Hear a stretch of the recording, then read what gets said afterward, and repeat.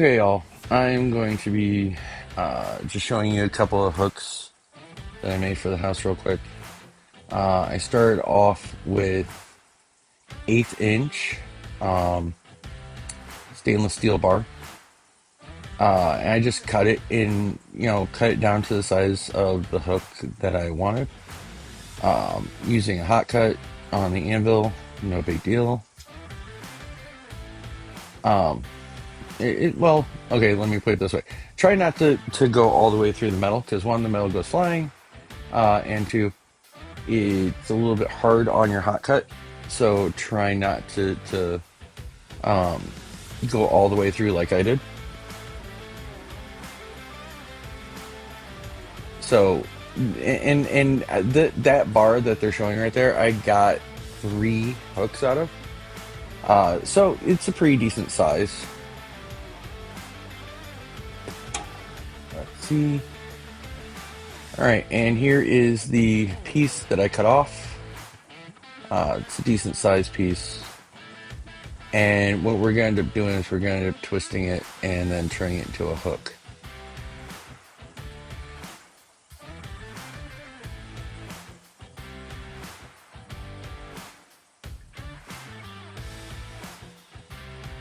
But that is my anvil setup. The chain's actually holding the tarp, the tarp down, or carport basically. That's over it. Unfortunately, we get some gnarly winds up here in northwest Indiana, and we just, I use it to hold it down.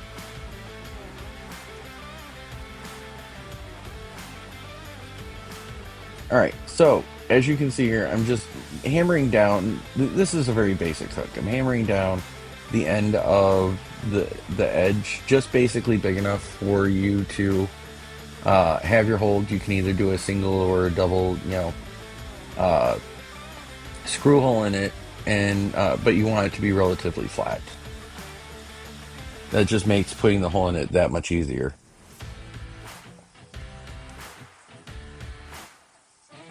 All right, doing a little bit of, makeup here, just making sure everything is nice and straight. Everything is, in line. It's kind of important to do all of this, get everything straightened out and in line while you're doing it.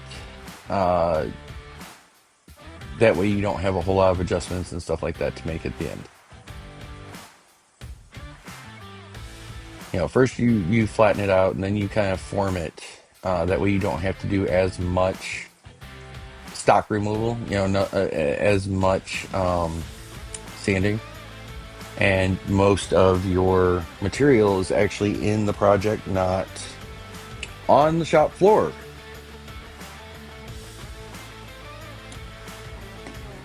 All right, now I'm going to stop here real quick. And the reason why is because, as you can see, I twisted the metal off screen. So it has now been twisted, just to give it a little bit of a decorative touch. But a lot of times when you twist it, it gets slightly out of line. I'm kind of hoping with this, when I'm doing this, that the bend will actually, kind of take that shape out. And right now I'm just hammering down the very tip of the hook, so that way it's not stubby. In retrospect, I could have just left it, very stubby, and because I did have to do a little bit of sanding on that tip because it was kind of sharp. All right, now I've got the bend in it roughly where I want it. I mean, there's a little bit of adjustments here and there, obviously. I'm not doing much. The metal's a little bit gray here, but it's not like I'm quenching it or anything along those lines. I'm just kind of bending it straight.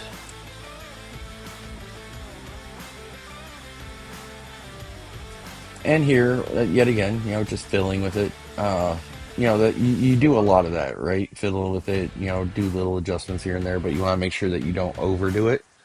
Now, I'm tapping it very, very light, so I don't take the I don't hammer down the twist that I put into it. I'm not messing up the way it looks. And as you can see, that's for the most part, it's done. I have to put the hole in it. I didn't drift those. I actually just took a drill press and drill pressed it. And I had made ones earlier, so there's the two hooks. Um, Pretty simple. I mean, it nothing fancy, nothing real hard to do. I was doing a couple other projects while I was doing this as well, so these were just kind of something to throw up on the wall. That way I can hang my keys in my lanyard for teaching school. So there you can see them on the wall, and I've got the bigger hook that holds up my coat. It doesn't look bad. It's kind of nice. Well, thanks all, and you have a great day.